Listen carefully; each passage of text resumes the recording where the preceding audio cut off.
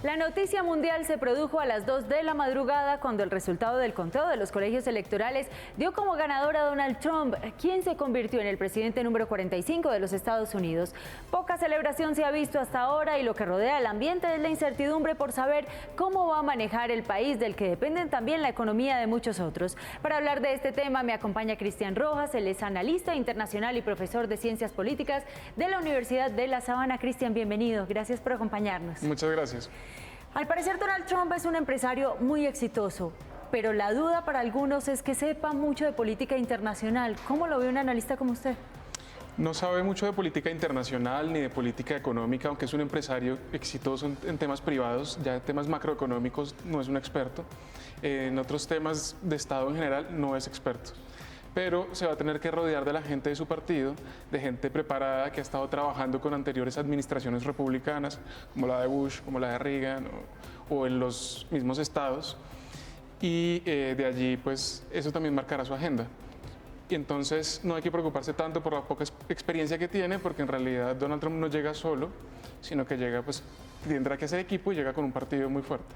Cuando es una persona de amores y desamores con la comunidad latina, ¿qué podemos esperar países como Colombia, México o Venezuela? Yo creo que él ha tenido unas declaraciones destempladas que obviamente impactan a la opinión, como insultar a los mexicanos y todo esto de relacionarlos con delitos y demás, pero ahora moderará el discurso, es muy probable que lo haga, porque es distinto ser candidato en campaña que ser presidente de Estados Unidos.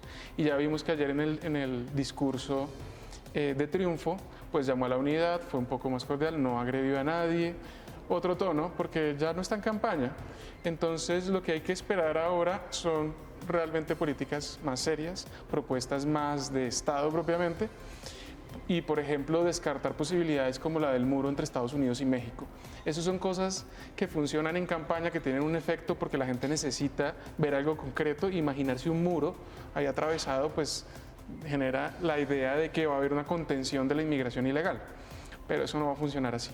Lo que se puede esperar es otro tipo de medidas un poco más coherentes con un presidente como el de Estados Unidos, y es echar para atrás la acción ejecutiva de Obama, que buscaba beneficiar a varios millones de indocumentados. Ese tipo de políticas sí se van a echar para atrás. ¿Qué pasa, por ejemplo, en el caso de Colombia, cuando Donald Trump ya ha mencionado que va a analizar país por país el Tratado de Libre Comercio que tiene y sus relaciones comerciales? No creo que pueda avanzar mucho en ese caso porque en la línea de su partido no es esa. El Partido Republicano es un partido que ha promovido la integración económica de Estados Unidos con el resto del mundo, la entrada a los mercados internacionales, es un país enemigo del aislacionismo en temas económicos, entonces va a tener que seguir la línea de su partido y es muy difícil echar para atrás un tratado de libre comercio que se negoció durante años, que tuvo todo un proceso, que tuvo el apoyo de su colectividad. No creo que pueda tomar esas decisiones radicales en ese sentido. En referencia a lo que estás mencionando, Cristian, ¿hasta dónde tiene autonomía un presidente en los Estados Unidos y hasta dónde estas iniciativas pueden estar bloqueadas por el Congreso? Tiene poca autonomía porque precisamente el Congreso es el primer freno que tiene el presidente.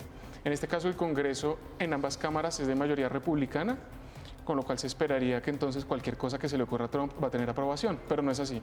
El partido es el primer freno que tiene el candidato, después el Congreso también, aunque sea de su propio partido, puede frenar propuestas que se consideren fuera de la línea doctrinal del partido, o inconstitucionales, o inconvenientes para el país, etc. Pero además está el freno de la Corte Suprema, que también tiene mucha capacidad de Pero él lo elige detener al también, Ejecutivo. al magistrado lo va a elegir él. A uno de los 9 magistrados, sí.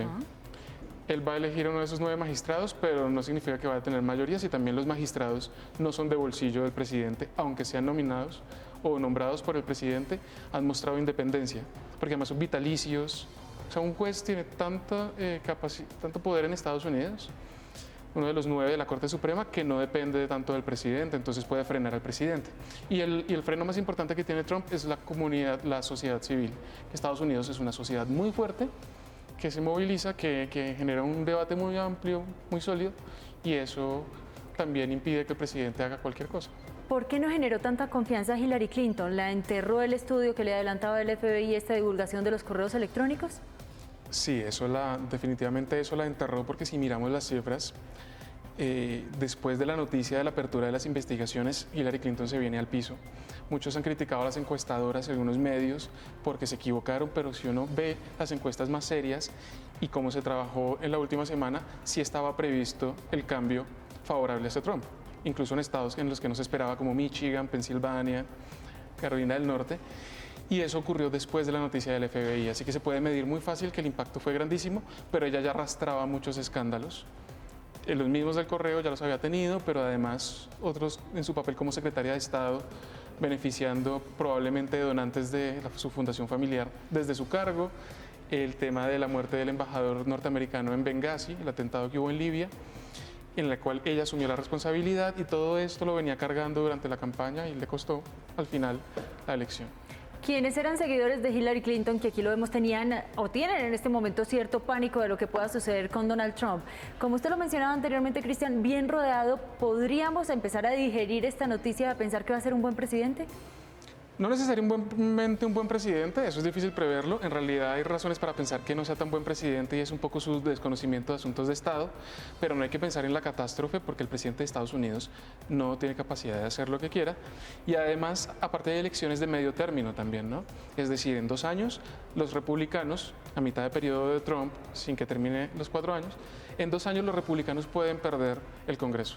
Y los demócratas, si Trump lo está haciendo mal, la gente puede castigar a los republicanos y darle el Senado a los demócratas, incluso a la Cámara también. Así es, Cristian, pues muchas gracias por habernos acompañado en esta mañana. Bueno, mucho gusto.